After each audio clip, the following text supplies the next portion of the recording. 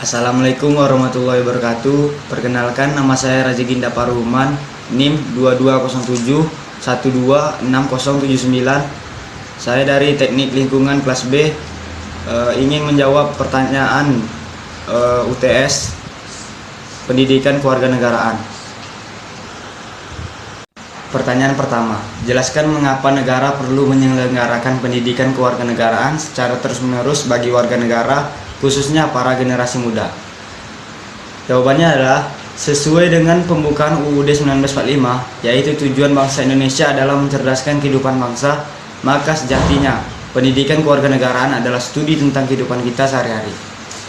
Mengajarkan bagaimana menjadi warga negara yang baik, warga negara yang menjunjung tinggi nilai-nilai Pancasila yang merupakan dasar negara Indonesia. Pada generasi muda adalah bibit cikal bakal penerus bangsa.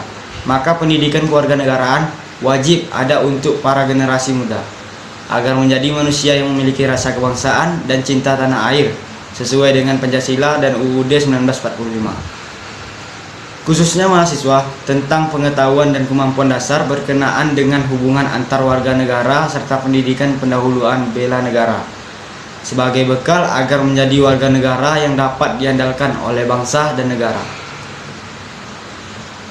Dalam jurusan pendidikan kewarganegaraan sendiri memuat materi mengenai hukum dan politik yang ada dan berkembang. Mahasiswa diajarkan untuk menjadi lebih demokratis, lebih kritis terhadap masalah-masalah yang sedang terjadi, baik di dalam maupun di luar negeri. Tidak hanya teori saja yang diberikan, namun juga memberikan sentuhan moral dan sikap sosial, menyaring budaya dan dari luar agar sesuai dengan kepribadian bangsa Indonesia, yaitu Pancasila. Pertanyaan kedua adalah, pendidikan kewarganegaraan merupakan usaha untuk membekali peserta didik dengan pengetahuan dan kemampuan dasar berkenaan dengan hubungan antar warga negara dengan negara, serta pendidikan pendahuluan bela negara atau yang disingkat dengan PPBN. Apakah yang dimaksud dengan PPBN dan bagaimana implementasinya dalam lingkungan pendidikan formal? Jawabannya adalah, pendidikan pendahuluan bela negara adalah pendidikan dasar bela negara guna menumbuhkan kecintaan pada tanah air, kesadaran bangsa dan bernegara Indonesia, keyakinan akan kesaktian Pancasila, kerelaan berkorban bagi negara, serta memberikan kemampuan awal bela negara. Proses mempersenjatai rakyat secara psikis, mental dengan ideologi Pancasila, kecintaan pada tanah air, kerelaan berkorban untuk bangsa, negara, serta kesadaran akan hak dan kewajibannya sebagai warga negara yang tanggung jawab. Pendidikan pendahuluan bela negara diselenggarakan guna memasyarakatkan upaya bela negara serta menegakkan hak dan kewajiban warga negara dalam upaya bela negara. PPBN, sebagaimana yang dimaksudkan di atas, wajib diikuti oleh setiap warga negara dan dilaksanakan secara bertahap, yaitu 1. Tahap awal pada pendidikan tingkat dasar sampai dengan menengah dan pendidikan luar sekolah termasuk kepramukaan. 2. Tahap lanjutan dalam bentuk pendidikan kewarganegaraan pada tingkat pendidikan tinggi. Secara khusus, sasaran yang dicapai adalah membentuk peserta didik agar sadar akan perannya sebagai tunas bangsa dan kader bangsa di masa mendatang, mengenal dan mencintai tanah air, rela membela kehormatan martabat bangsa dan negara, memiliki watak dan sikap kejuangan dan kesatria. Pertanyaan ketiga, bangsa Indonesia sebagai bangsa yang hidup bersama-sama dengan bangsa lain di dunia harus memiliki identitas nasional. Mengapa identitas nasional itu penting bagi bangsa Indonesia? Sebutkan salah satu identitas nasional bangsa Indonesia dan jelaskan alasan bangsa Indonesia sepakat untuk menggunakannya sebagai identitas nasional. Identitas nasional sangatlah penting bagi suatu bangsa, khususnya bangsa Indonesia. Setiap negara harus memiliki identitas nasional guna membedakan antara bangsa atau negara yang satu dengan yang lainnya. Identitas nasional atau jati diri suatu bangsa dilihat berdasarkan konsep atau rancangan bangsa itu sendiri, memiliki kedudukan yang sangat penting apabila sebuah negara ingin dihormati dan dihargai oleh negara lain. Maka negara tersebut harus menunjukkan identitas nasionalnya. sebagai rasa bangga karena identitas nasional tersebut tidak dimiliki oleh negara lain. Alasan Pancasila sebagai identitas nasional karena bangsa Indonesia salah satu dari masyarakat internasional yang punya sejarah dan prinsip yang berbeda dengan bangsa-bangsa di dunia. Prinsip dasar filsafat dijadikan sebagai asas filsafat hidup berbangsa dan bernegara yang berupa Pancasila. Dasar filsafat bangsa dan negara Indonesia yang bersumber pada nilai budaya dan agama yang dimiliki oleh Indonesia sebagai kepribadian atau keidentitas bangsa.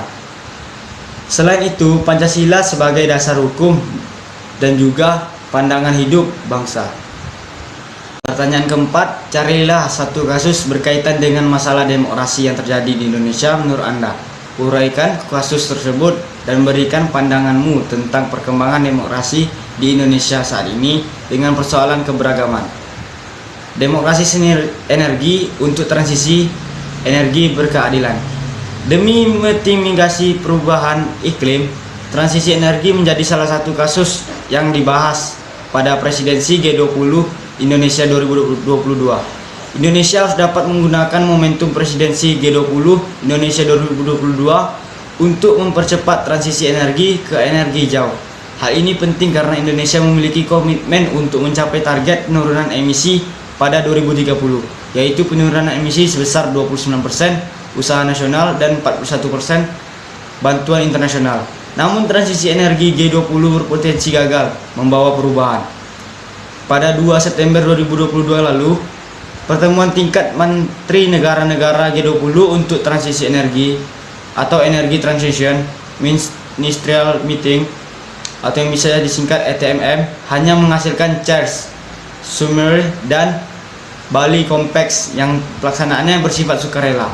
Jika kedua kesepakatan tersebut disepakati dalam KTT G20, tidak akan ada tanggung jawab apapun dari negara-negara G20 untuk menjalankannya. Bauran energi batu bara di Indonesia juga tidak berhenti menunjukkan tren kenaikan dari tahun ke tahun.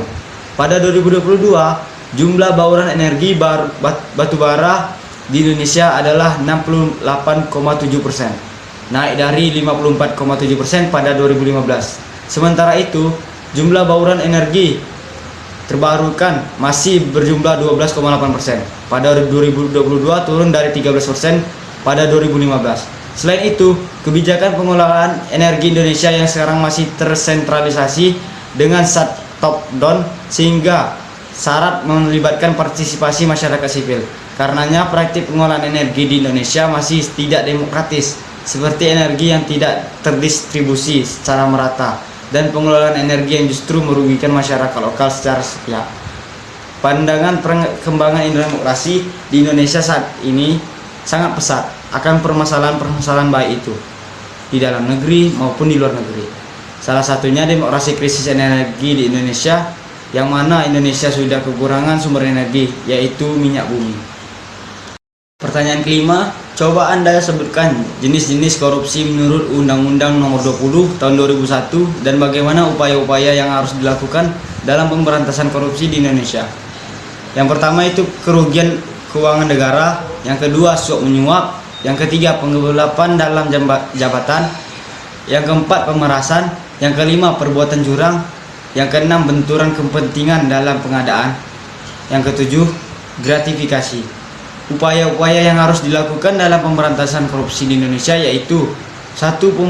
Pemutusan rantai korupsi, misalnya hukuman mati untuk seluruh keluarga dan kerabat dekat para koruptor. Yang kedua, meningkatkan kinerja pencegahan pada lembaga penegak hukum. Yang ketiga, mengutamakan pengabdian pada bangsa dan negara melalui pendidikan formal dan informal dan agama.